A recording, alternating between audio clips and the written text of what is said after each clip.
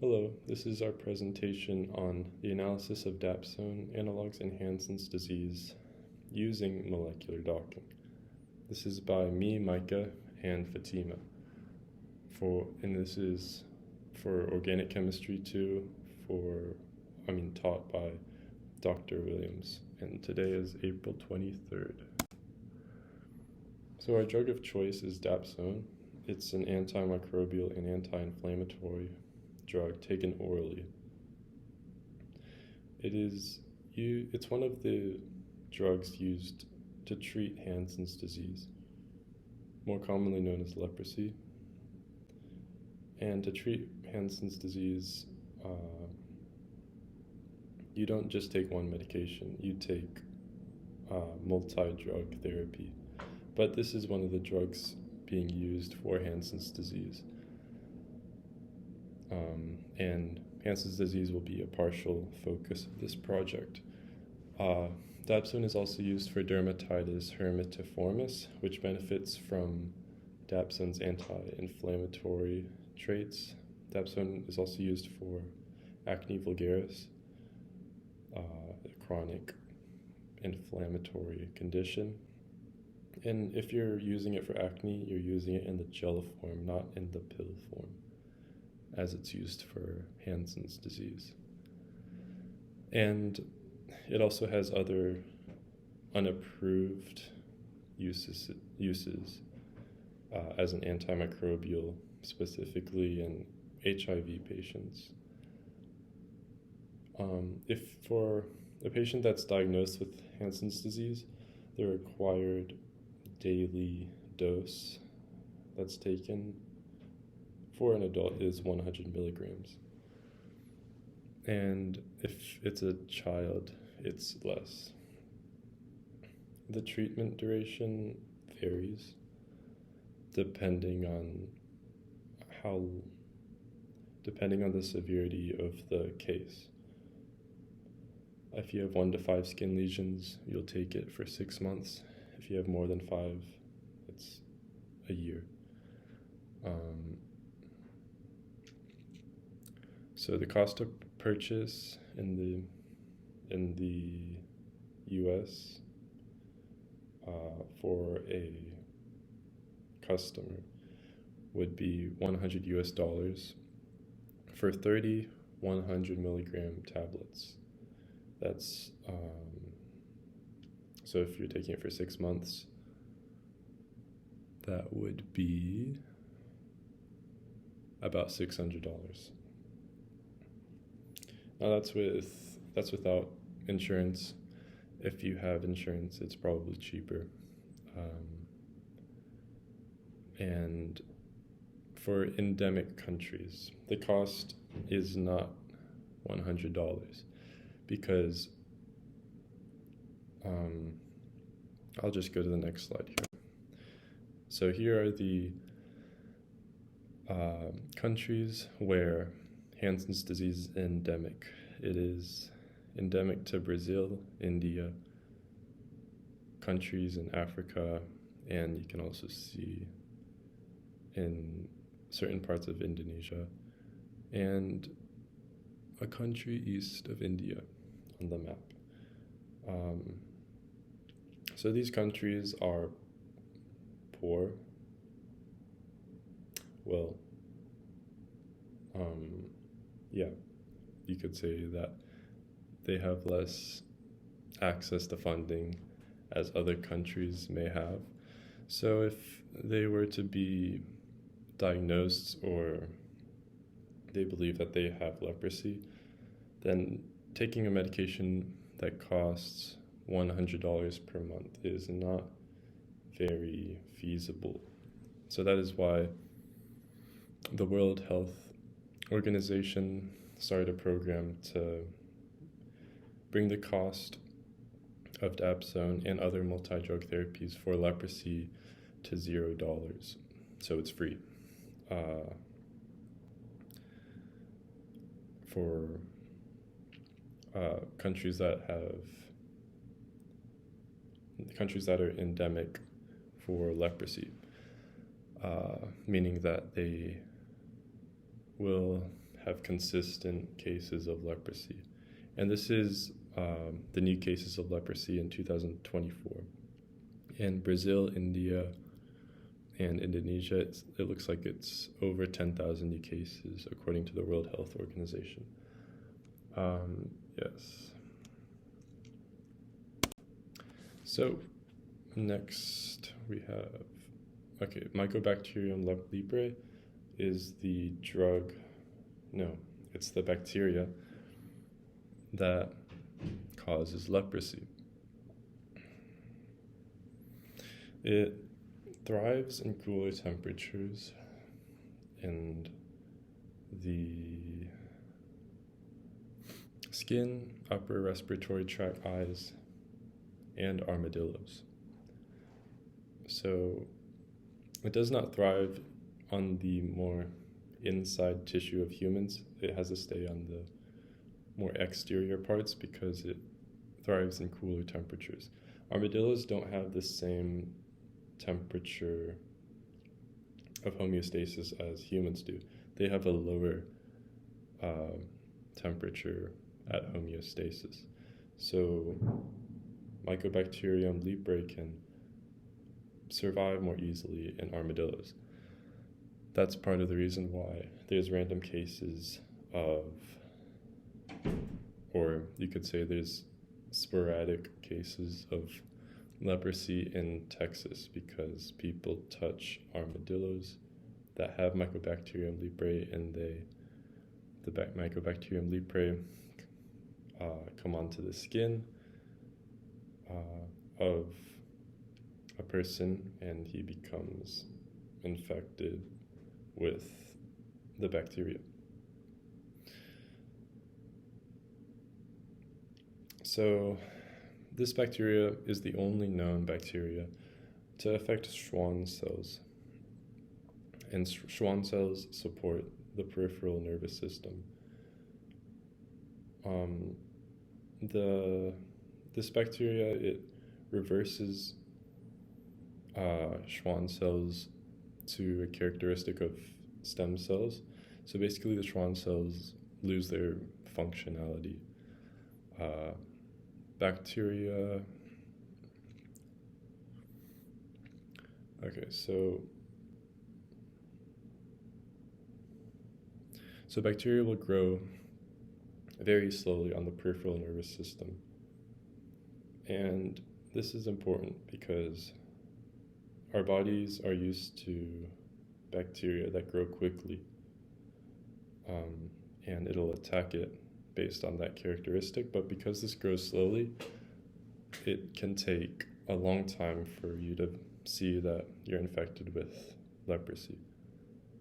And also sometimes the bacteria can bypass our body's system of detecting the bacteria and reacting with the proper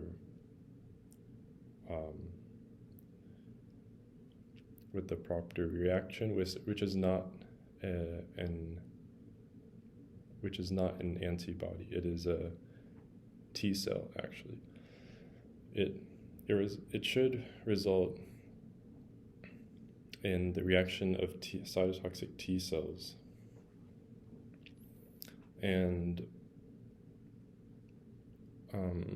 the way this works is the cytotoxic T cells, unlike antibodies, which only kill the bacteria or detected antigen, cytotoxic T cells will kill both your self cells and also the antigen, which is Mycobacterium leprae, which results in these large or small skin lesions.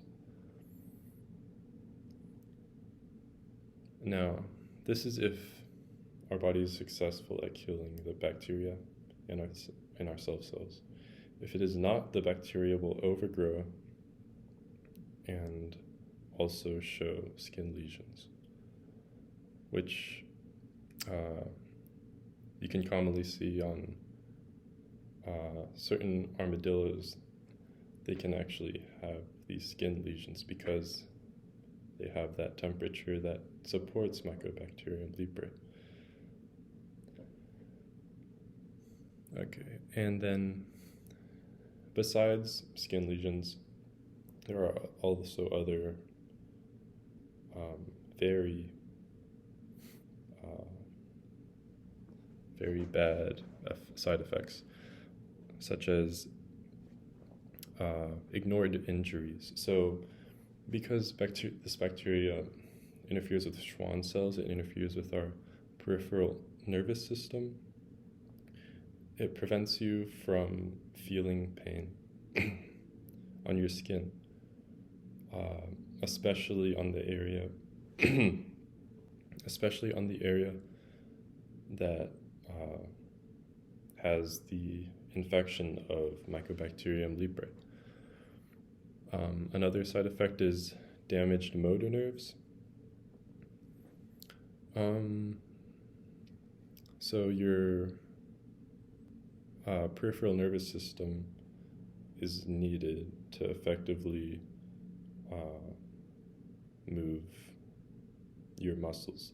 So common side effects can be your fingers or your wrists are disformed, and another side effect is also blindness, because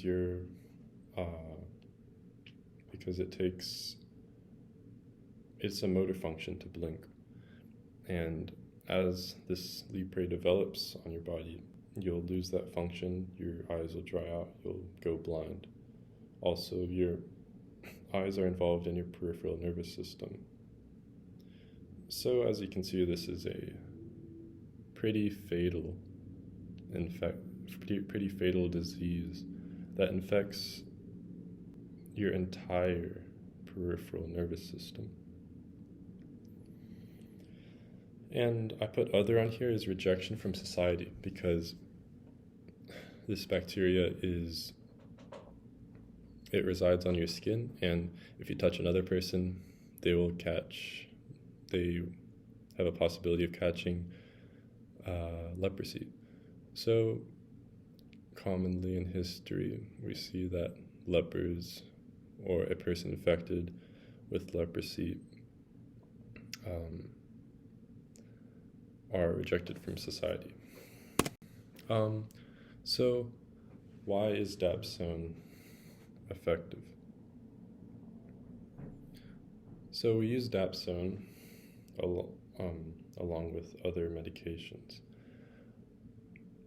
Specifically, dapsone prevents a nutrient from being provided to M. leprae, and that nutrient is folic acid. So M. leprae requires folic acid for DNA replication to reproduce and infect our body further. So M. leprae synthesizes folic acid by binding to DHPS. The full name is dihydropteroate synthase, but it binds the DHPS to para-aminobenzoic acid to produce folic acid, which is a nutrient it needs. So if we can prevent this binding, the binding of DHPS and the PABA, it will prevent replication, because it loses its the nutrient folic acid. And humans also need folic acid. So if you might think if we block folic acid also in humans, that it'll kill us, but it doesn't, because we don't produce folic acid. We orally digest nutrients that contain folic acid. So this is a safe strategy this is a safe antibiotic strategy. So what is our goal for this project?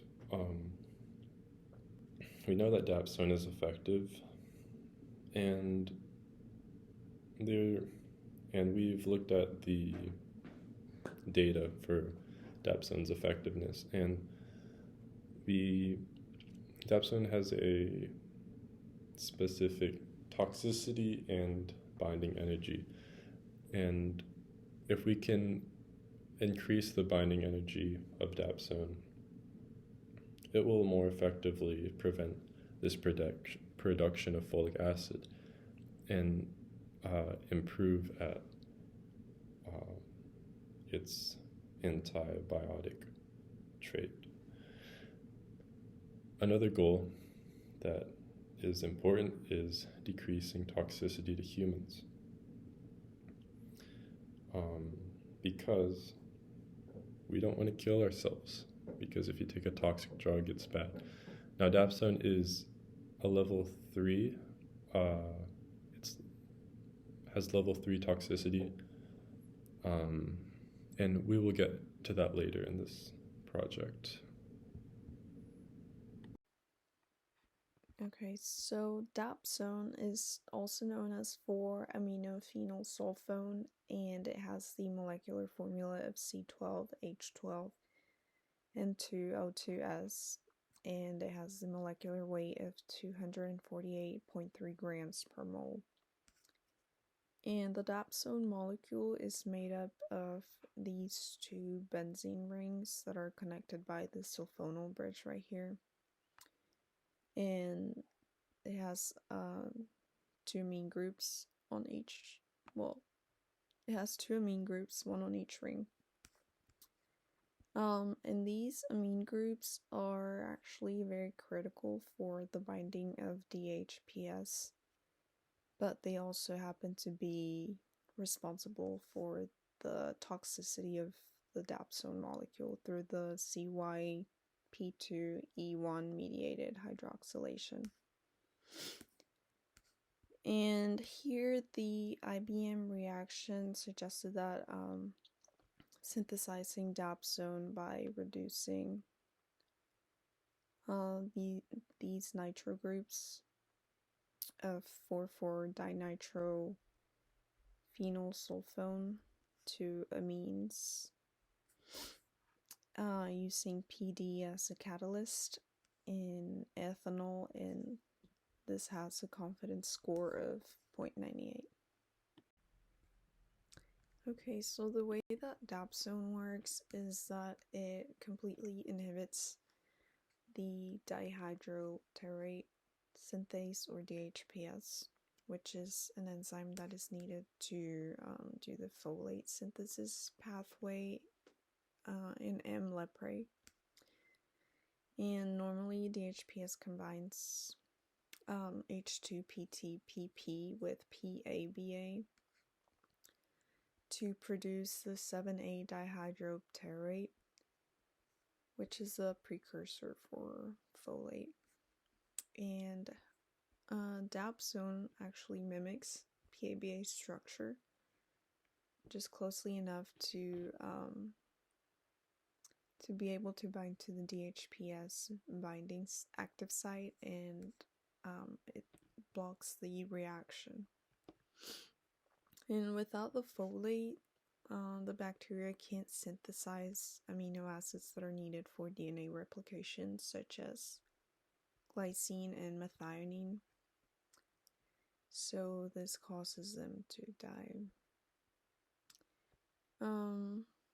Dapsone also has a secondary anti-inflammatory mechanism where it suppresses neutrophil activity, and it inhibits myeloperoxidase, which is why it is also used in treating inflammatory skin conditions such as dermatitis herpetiformis.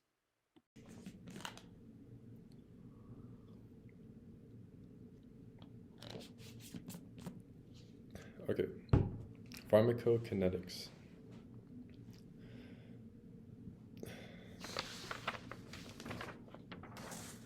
So, dapsone is rapidly absorbed through the gastrointestinal tract And and the purpose of taking dapsone is to distribute it to where M. leprae is. So if it doesn't get distributed around our body, it's useless. But dapsone is highly effective at crossing all body tissues and fluids.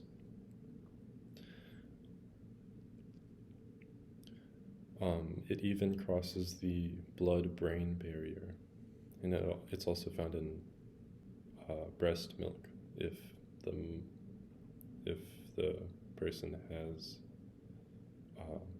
been taking dapsone.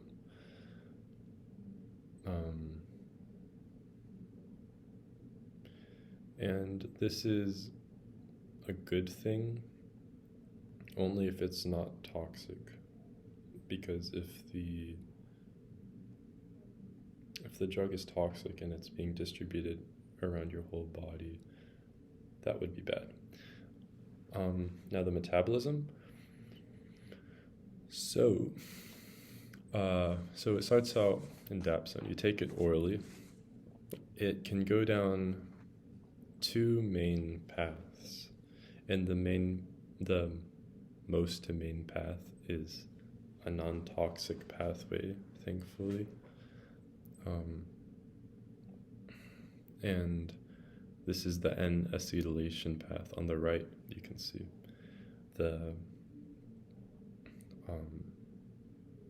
it adds an acetyl group onto the nitrogen, and it is not toxic to our body.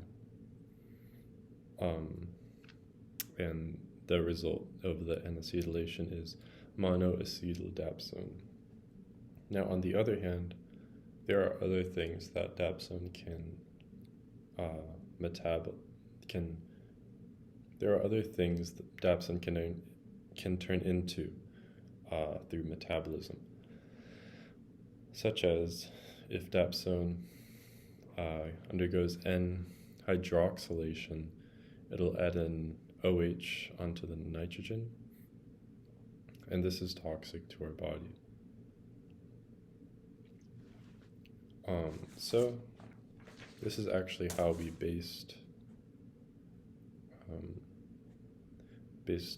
our analog from, is actually the metabolic pathway.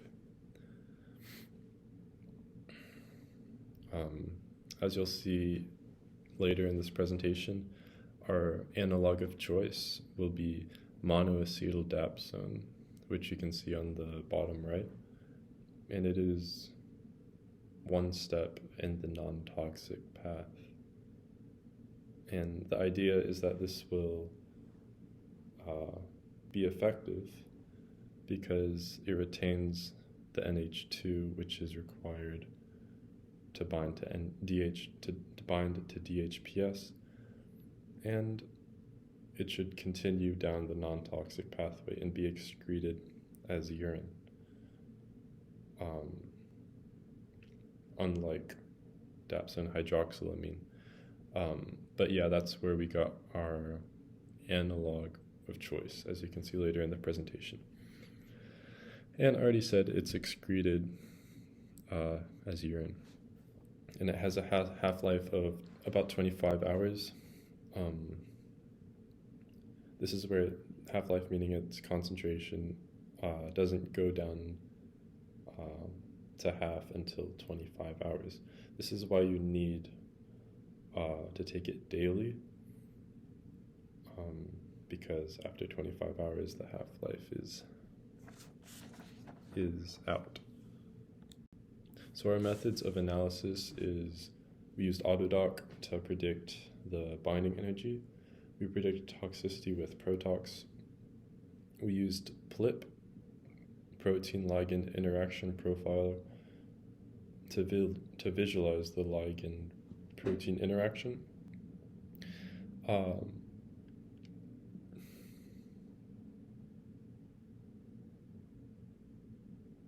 We also used IBM reaction to predict retrosynthesis, and we also used PubChem as our chemical structure database. Okay, so with our molecular docking tool, AutoDock, we first docked dapsone. And this is to see how it binds to DHPS and to see its initial binding energy, and we also used protox to determine the initial toxicity. And we checked with the official researched sources, and our predictions are within the expected range. So it's good. We have a way that we can analyze and research better drugs. But for the initial docking of dapsone, we see that the binding energy is about -5 kcal per mole. It has an LD50 of 250 milligrams per kilogram. LD50, it's lethal dose to 50% of the population, which is the LD50 of 250 is part of the reason why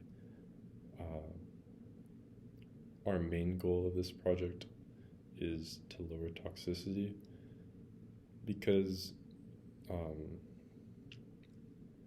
we would rather have a higher LD50.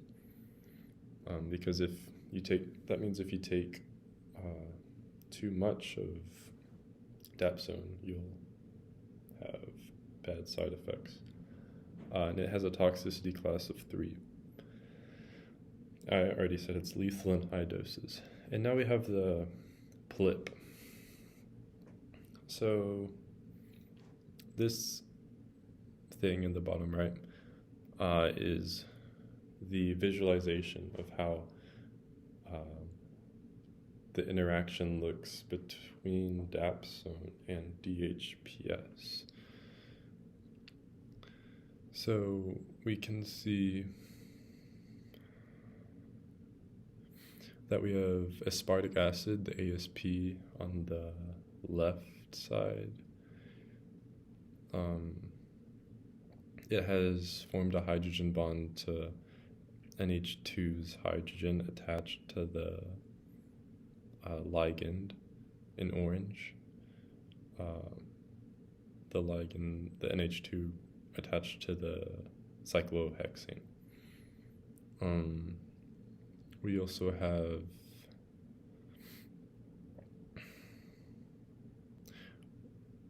ARG on the top middle. It's arginine. I think that's how you say it, arginine.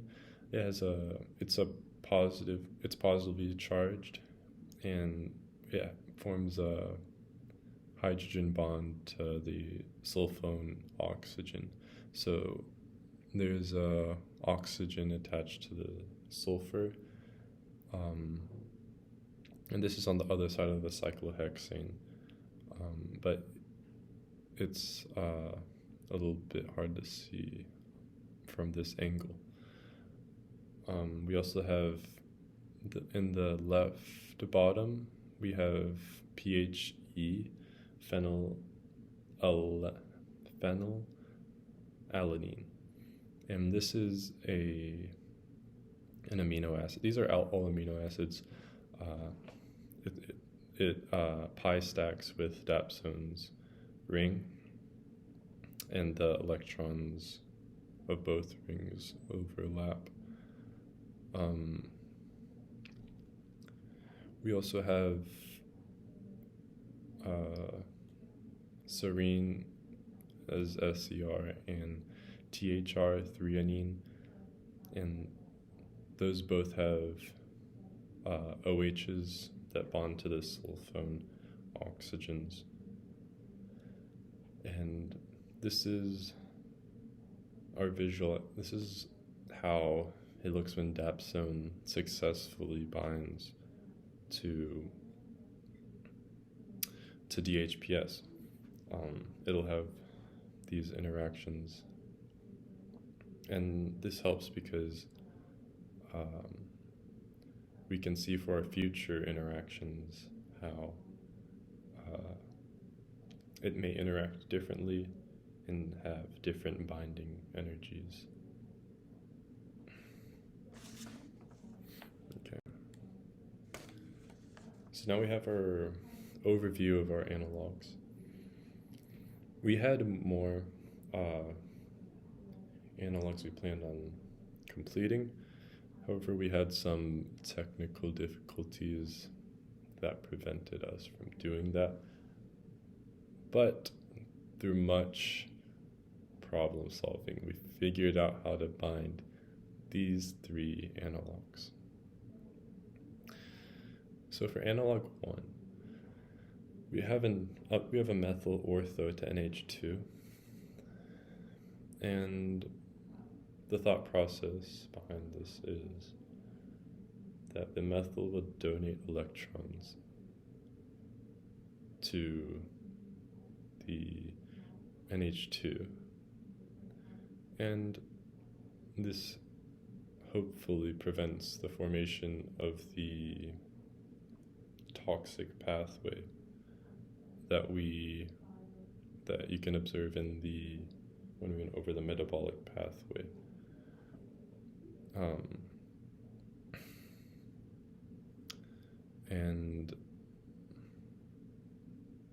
And the second one, so we had mixed results for the second analog. It had a lower toxicity but a worse binding energy. So the lower toxicity, the fluorine will donate electrons to both NH2s. And that is good for toxicity.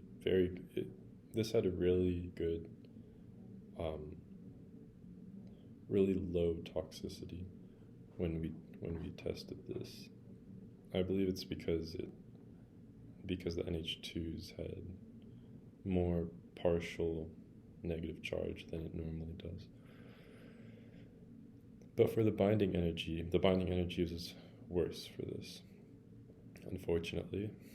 And I believe this is because the fluorine interacts with the NH2 where it should be binding to DHPS, where it should be acting as the PABA. But we figured out that we need to only change one side of the dapsone drug, because if we change both sides, it will prevent partially a good binding energy. So we need one side available. So we have this analog 3, and this had significant improvement, as you will see, in both its toxicity and binding energy. And as I said before, we came up with this based on how our body metabolizes dapsone in the non-toxic pathway. The idea is that because it's already one step down the non-toxic pathway, our body will continue down that path and not go down the non-toxic pathway, although it is possible for that to happen.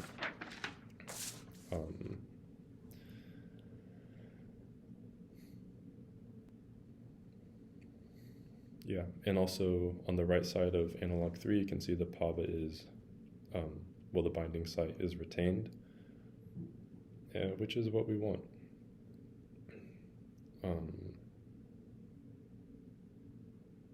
So it ended up improving, making improvements, as you will see.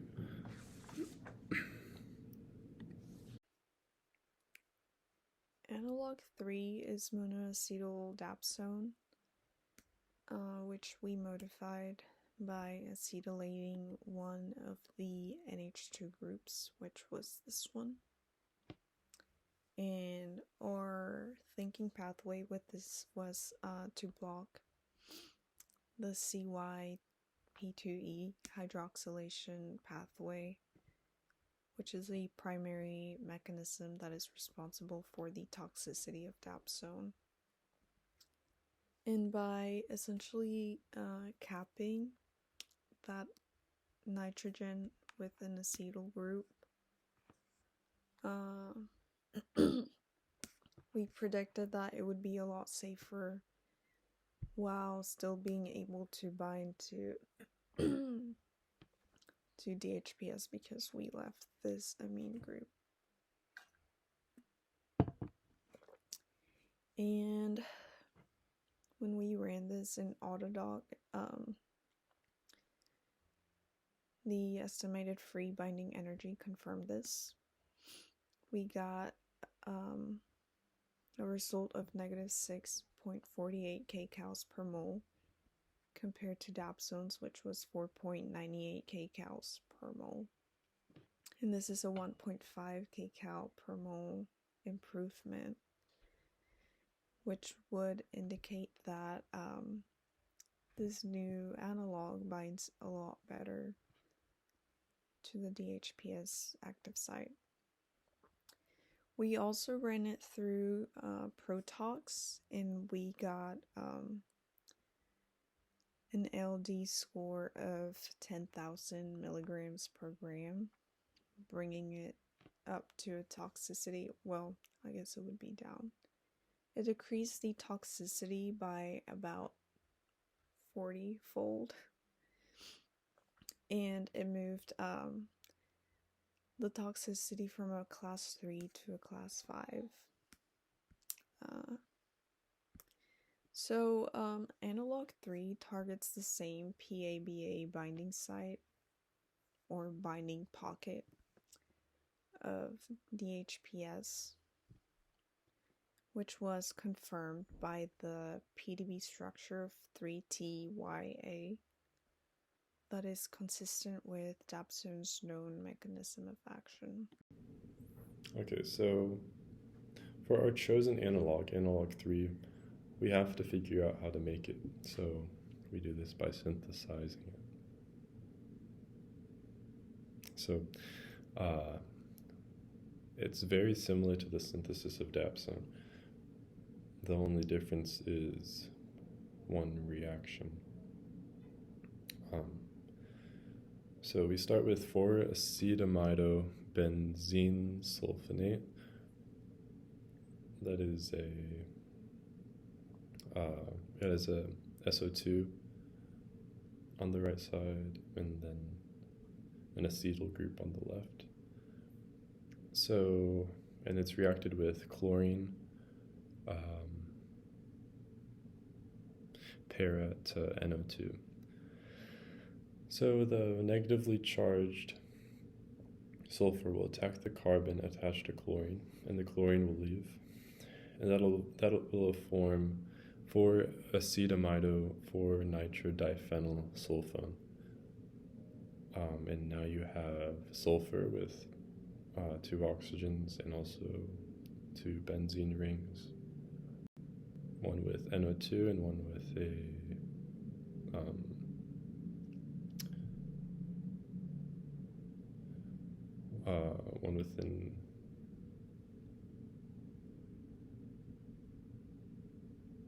one with an amide.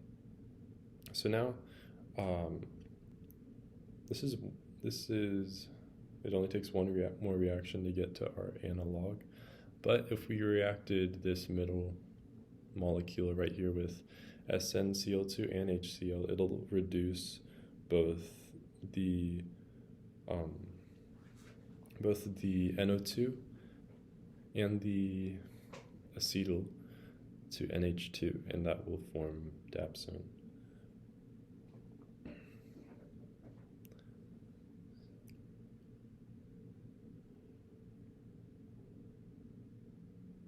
I mean the amide and the NO2.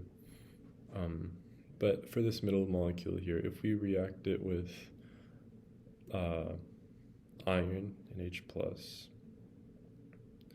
and KOH at room temperature, it will only reduce the NH2.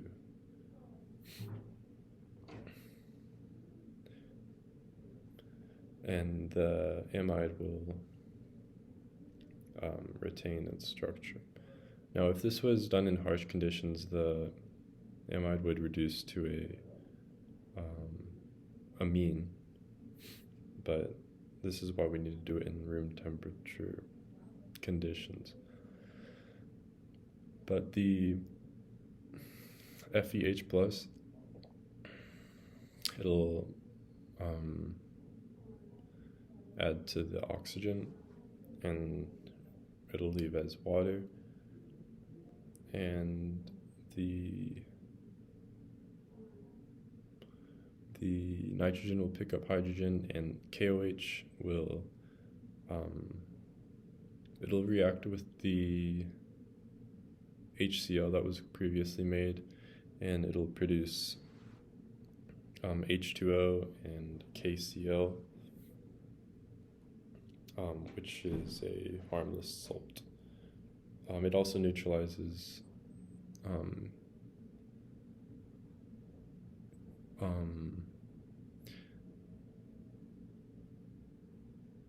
that's all it neutralizes, HCl.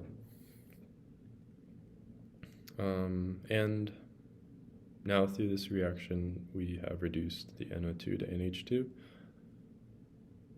which is our drug of choice, named 4-amino-4-acetamidodiphenylsulfone, more commonly known as a monoacetaldapsone.